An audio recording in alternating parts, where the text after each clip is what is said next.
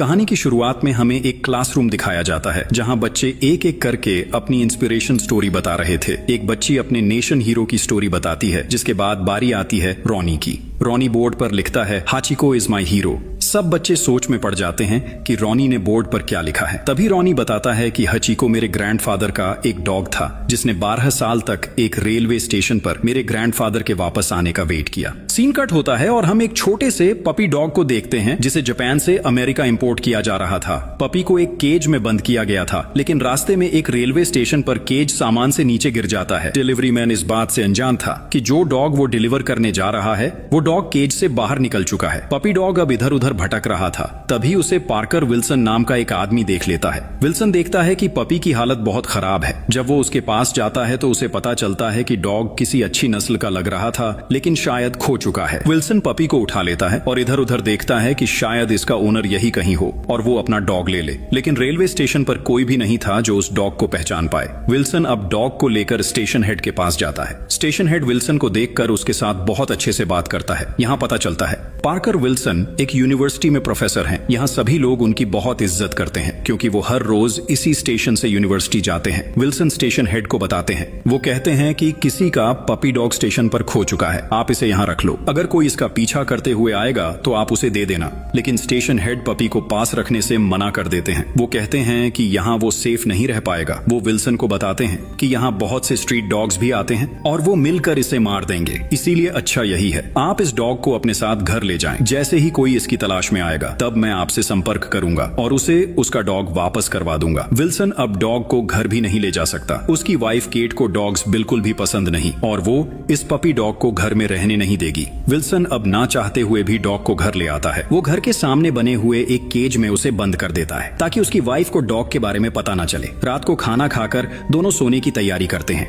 तभी पीछे से पपी डॉग केज से बाहर आकर विल्सन और केट के रूम में आ जाता है। रूम में आकर वो केट के पैर चाटता है, जिससे केट बहुत ज्यादा डर जाती है। वो विल्सन से पूछती है, आखिर ये डॉग यहाँ कैसे आया? तब विल्सन केट को सारी बात बताता है। वो कहता है कि कैसे ये डॉग उसे स्टेशन पर मिला। ये इधर उधर भटक रहा था और इसकी हालत बहुत खराब थी, इसीलिए मैं इसे घर ले आया। विल्सन की बातें सुनकर केट थोड़ा रिलैक्स होती है और विल्सन को तब तक का टाइम देती है जब तक कोई इस डॉग को अडॉप्ट ना कर ले। इसके अलावा जितनी देर ये यहाँ रहेगा इसे घर में आने की इजाजत नहीं दी जाएगी। इसे बाहर केज में ही रहना होगा। अगली सुबह विल्सन यूनिवर्सिटी जाने की तैयारी कर रहा था। तभी उसकी बेटी एंडी पपी को उठाकर अंदर ले आती है। वो अपनी मॉम से डॉग को घर में रखने की रिक्वेस्ट करती है, लेकिन केट पपी रखने से साफ मना कर देती है। अब विल्सन परेशान होकर पपी को लिए एक एनिमल शेल्टर जाता है, जहाँ डॉग्स के साथ साथ ऐसे जानवरों को रखा जाता है जिन्हें सोसाइटी ने नुकसान पहुंचाया होता है। शेल्टर हेड पपी को अडॉप्ट करने से साफ इनकार कर देते हैं क्योंकि पपी अभी बहुत छोटा है। शेल्टर हेड बोलते हैं कि आप इस डॉग को किसी ऐसे इंसान को दे दें जिसे डॉग्स रखने का शौक हो,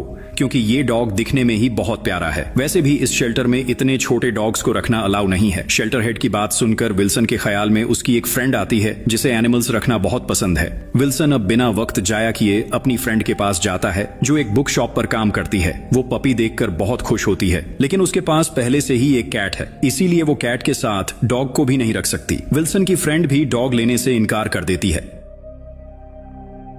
अब विल्सन परेशान हो जाता है क्योंकि कोई भी इस पपी को पास रखने के लिए तैयार नहीं था। उसे कुछ समझ नहीं आ रहा था कि वो अब इसका क्या करे। इसी परेशानी के आलम में विल्सन एक बार फिर से स्टेशन हेड के पास जाता है। वो उससे पूछता है, क्या कोई इस पपी की तलाश में आया था? तभी हेड ना में जवाब देते हैं। इसीलिए विल्सन अब पपी को लेकर यूनिवर्सिटी चला जाता है। यहाँ एक दूसरे टीचर पपी को देखकर विल्सन को बताते हैं कि ये पपी बहुत ही खास ब्रीड का डॉग है। इस तरह की ब्रीड सिर्फ जापान में ही पाई जाती है। पपी के गले में एक लॉकेट भी था जिसके ऊपर जापानीज में हाचिको लिखा था, जिसका मतलब नंबर 8 होता है। टीचर के मुताबिक नंबर 8 एक पॉजिटिव साइन भी है, इसीलिए वो विल्सन को सलाह देते हैं कि विल्सन इस डॉग को अपने पास ही रखे। अब विल्सन बहुत सारे घरों में जाता है इस उम्मीद में कि शायद कोई इस डॉग को अडॉप्ट कर ले, लेकिन कोई भी डॉग रखने को राजी नहीं था। सब लोग इसे रखने से इनकार कर देते हैं। विल्सन डॉग की अडॉप्शन के लिए काफी भागता है, लेकिन उसे कोई भी उम्मीद नजर नहीं आती, इसीलिए वो वापस उसे घर ही ले आता है। केट डॉग को वापस देखकर विल्सन पर गुस्सा करने लगती है, लेकिन विल्सन केट को सारी बात बताता है कि मैंने बहुत जगह इस डॉग की अडॉप्शन के लिए रिक्वेस्ट की, लेकिन सभी लोगों ने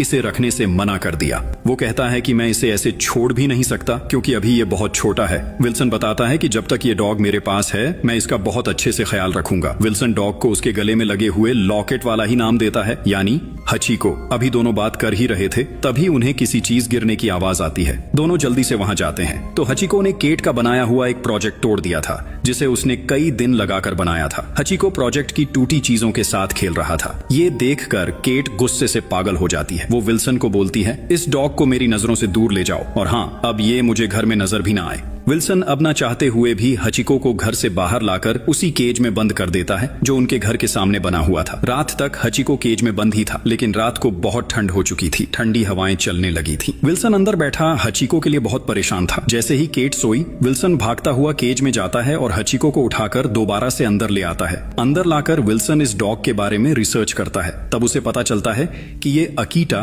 ब्रीड का डॉग है। अकीटा ब्रीड जापान की एक रेयर और प्योर ब्रेड डॉग ब्रीड है जो अपनी लॉयल्टी और स्ट्रॉन्ग बॉन्ड के लिए काफी फेमस है। केट को यह नहीं पता कि हचीको घर के अंदर आ चुका है। केट को पता ना चले इसलिए विल्सन ऊंची आवाज में टीवी ऑन कर देता है ताकि हचीको की आवाज केट तक ना पहुंचे। थोड़ी देर बाद टीवी की ऊंची आवाज से केट की आंख खुल जाती है। वो देखती है कि विल्सन अपने बिस्तर पर नहीं है। जब वो जाकर देखती है तब तक विल्सन टीवी देखते देखते सो चुके थे। केट विल्सन को उठाती है और ऊपर ले जाती है, जबकि हचीको वहीं पर ही था। इस बार केट उसे केज में नहीं भेजती क्योंकि उसे हचीको पर तरस आने लगा था। बाहर बहुत ठंड थी। ऐसे ही कुछ दिन गुजर जाते हैं और अब विल्सन और हचीको के बीच थोड़ी दोस्ती होने लगी थी। विल्सन हचीको को बॉल पकड़कर लाने का तरीका सिखाने की कोशिश करते हैं। हचीको बॉल के पीछे जाता तो था, लेकिन बॉल पकड़कर वापस नहीं लाता था। विल्सन की कई कोशिशों के बाद भी हचीको ऐसा नहीं कर पाता। तब विल्सन खुद एक डॉग की तरह हचीको को सिखाते हैं कि कैसे बॉल पकड़कर वापस लाया जाता है। विल्सन और हचीको खेल रहे थे, तभी वहां एंडी भी आ जाती है। तीनों साथ में खेलना शुरू कर देते हैं। इसी बीच केट को किसी की कॉल आती है जिसमें वो बताते हैं कि वो लोग हचीको को बाय करना चाहते हैं। तभी केट की नजर विल्सन और एंडी पर जाती है जो हचीको के साथ बहुत खुश नजर आ रहे थे। वो उन्हें बताती है कि हचीको सेल हो चुका है। क्योंकि अपनी फैमिली को खुश देखकर केट भी मान जाती है कि वो इस डॉग को खुद ही अडॉप्ट कर लेंगी। केट भी हचीको को अपना लेती है और अपने साथ ही रखने का फैसला कर लेती है। अब हचीको इनके साथ एक फैमिली की तरह रहने लगता है। ऐसे ही काफी साल गुजर जाते हैं। हचीको अब काफी बड़ा हो चुका है और उसके और विल्सन के बीच बहुत अच्छी बॉन्डिंग बन गई है। वो हमेशा विल्सन के साथ ही रहता है। हचीको का दिल करता है कि विल्सन जहां भी जाए वो भी उसके साथ ही जाए, लेकिन हमेशा की तरह विल्सन यूनिवर्सिटी जाते हुए बाहर का डोर लॉक कर देता है ताकि हचीको घर से बाहर ना आए। लेकिन एक दिन हचीको दीवार के नीचे सुराख करके विल्सन के पीछे स्टेशन चला जाता है। तब तक विल्सन ट्रेन में बैठ चुका था। अचानक उसे हचीको दिखाई देता है तो उसे देखकर विल्सन भी बहुत ज्यादा हैरान हो जाता है कि ये मेरा पीछा करते हुए अकेला ही घर से भाग आया है। विल्सन जल्दी से ट्रेन से बाहर आता है और हचीको को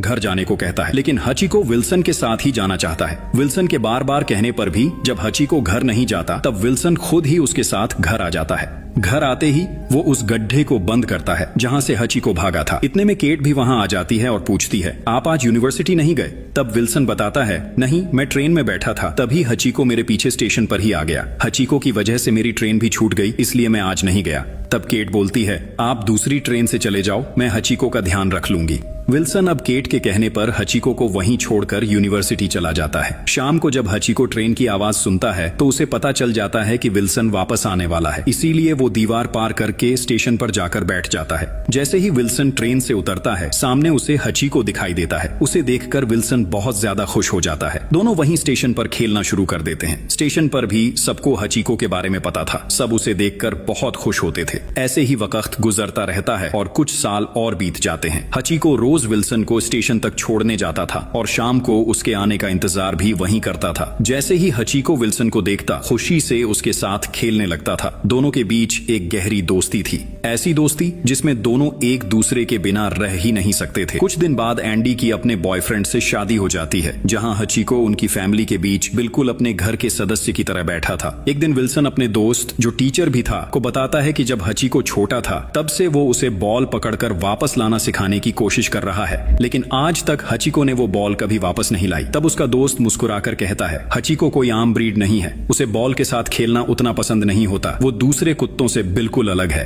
हचिको को बस अपने ओनर के साथ रहना पसंद था। उन्हें खुश देखना, उनके साथ खेलना, बस यही उसकी दुनिया थी। इसके अलावा उसे किसी चीज की परवाह नहीं थी। विल्सन के दोस्त ने कहा था, जब भी हचिको कभी बॉल पकड़कर वापस लाएगा तो समझ जाना उसने ऐसा किसी खास वजह से किया होगा। इसी तरह कुछ और दिन गुजर गए। एक दिन विल्सन यूनिवर्सिटी जाने के लिए तैयार हो रहा था। वो मुस्कुराकर हचिको से बोला, चलो मैं तैयार हूँ। लेकिन आज हचिको का व्यवहार कुछ अजीब था। वो विल्सन के साथ जाने से इनकार कर रहा था। ऐसा उसने पहले कभी नहीं किया था। विल्सन और केट दोनों परेशान हो गए। विल्सन ने पास जाकर प्यार से कहा, चलो हाची, लेकिन हचिको जिद पर अड़ा रहा। वो आज नहीं जा रहा था। विल्सन को देर हो रही थी, इसलिए वो आखिरकार घर से निकल गया। पर पीछे से हचिको ने वही बॉल उठाई जिसे वो कभी नहीं लाता था और चुपचाप विल्सन के पीछे स्टेशन की ओर चल पड़ा। विल्सन बार बार पीछे मुड़कर देख रहा था। कहीं न कहीं उसे महसूस हो रहा था कि हचिको जरूर उसका पीछा कर रहा है। और तभी हचिको दौड़ता हुआ स्टेशन पर आ गया। उसके मुंह में वही बॉल थी। विल्सन मुस्कुराया। वो समझ गया कि हचिको उसके साथ खेलना चाहता है। उसने प्यार से बॉल फेंकी और इस बार हचिको ने वो बॉल पकड़कर वापस ला दी। विल्सन ये देखकर हैरान और खुश दोनों हो गया। उसने ये बात स्टेशन के हेड को भी बताई, जो खुद भी मुस्कुराते हुए बोला, लगता है आज हाचिको ने कोई खास बात महसूस की है।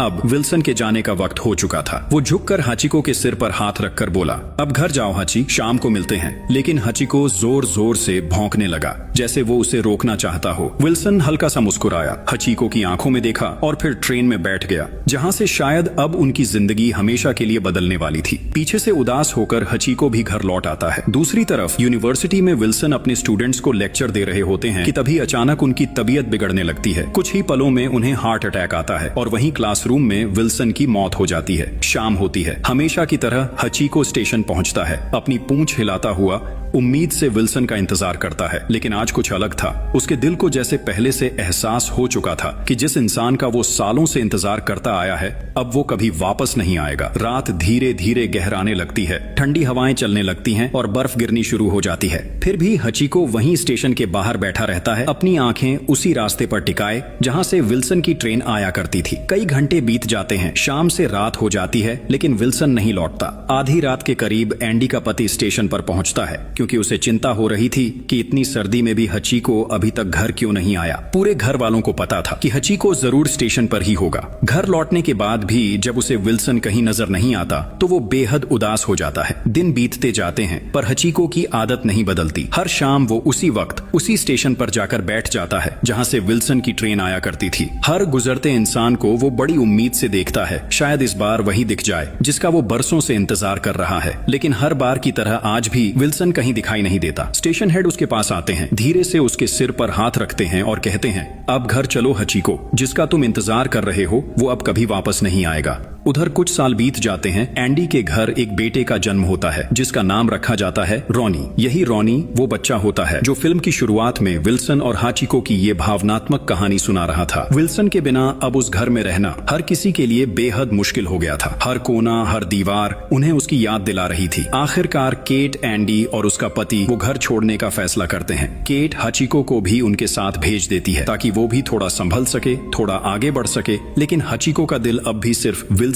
के लिए धड़कता था। उसे ना तो नए घर से लगाव था, ना ही किसी और से अपनापन। एक दिन मौका मिलते ही हचिको चुपके से भाग निकलता है, सीधा उसी स्टेशन पहुंच जाता है जहां वो रोज विल्सन का इंतजार किया करता था। एंडी भी उसके पीछे पीछे स्टेशन पहुंचती है। वो देखती है कि हचिको काफी ज्यादा इमोशनल नजर आ रहा था। उसकी आंखों में एक अधूरी तलाश थी। एंडी उसे वापस घर ले आती है, प्यार से खाना खिलाने की कोशिश करती है, लेकिन तभी ट्रेन की आवाज गूंजती है। हचिको अचानक उठकर गेट की तरफ भागता है। उसकी आंखों में फिर वही उम्मीद झलकती है। एंडी समझ जाती है कि वो फिर से विल्सन का इंतजार करने जा रहा है। वो धीरे से गेट खोल देती है और हचिको बिना पीछे देखे वो एक बार फिर भाग पड़ता है, सीधे उसी स्टेशन की ओर, वही जगह जहां वो सालों से विल्सन का इंतजार करता आया था। वो जाकर उसी बेंच के पास बैठ जाता है जहां उसकी यादें अब भी जिंदा थीं। दिन बीतते जाते हैं, मौसम बदलते हैं, लेकिन हचिको की जगह नहीं बदलती। अब स्टेशन के सब लोग उसे पहचानने लगे हैं। कोई उसे खाना देता है, कोई ठंड में उसके लिए कंबल लाता है, लेकिन हचिको को किसी चीज की परवाह नहीं, ना खाने की, ना मौसम की। उसके लिए बस एक ही चीज मायने रखती है, विल्सन की वापसी।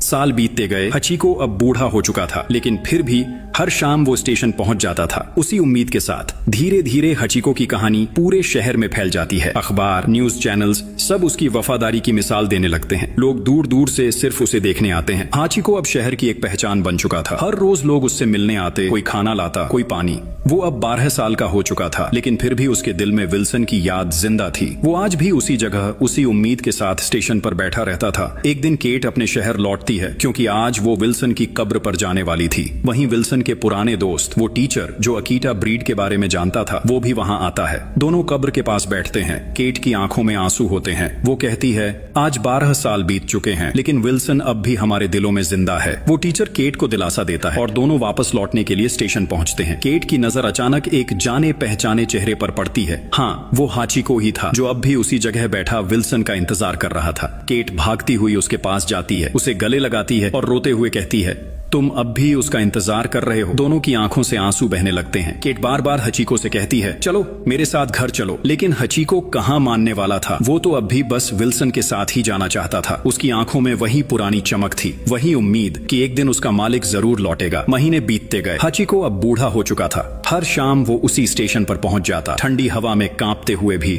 उसकी नजरें बस एक ही दिशा में रहती, जहां से विल्सन की ट्रेन आया करती थी। उसी इंतजार में वो आखिरी बार आंखें मूंद लेता है और विल्सन के साथ बिताए हर पल उसकी आंखों के सामने घूमने लगते हैं। धीरे धीरे उसकी सांसें थम जाती हैं और हचिको हमेशा के लिए अपने प्यारे विल्सन से मिलने चला जाता है। सीन कट होता है। अब हम रॉनी को देखते हैं, जो अपनी क्लास में सब बच्चों को ये सच्ची कहानी सुना रहा था। कहानी खत्म होती है तो पूरी क्लास की आंखें नम हो जाती हैं। हर बच्चा रो रहा था। आज भी शिबुया स्टेशन के बाहर हचिको का एक ब्रॉन्ज स्टैचू बना हुआ है, जहां लोग उसकी याद में तस्वीरें लेते हैं, फूल रखते हैं और उसकी वफादारी को याद करते हैं। और इसी के साथ ये based on true story movie यहीं खत्म होती है। आपको ये कहानी कैसी लगी, कमेंट्स में जरूर बताना। हमारे चैनल को सब्सक्राइब करना मत भूलना और ऐसे ही दिल छू लेने वाली कहानियां देखते रहिए। Thanks for watching.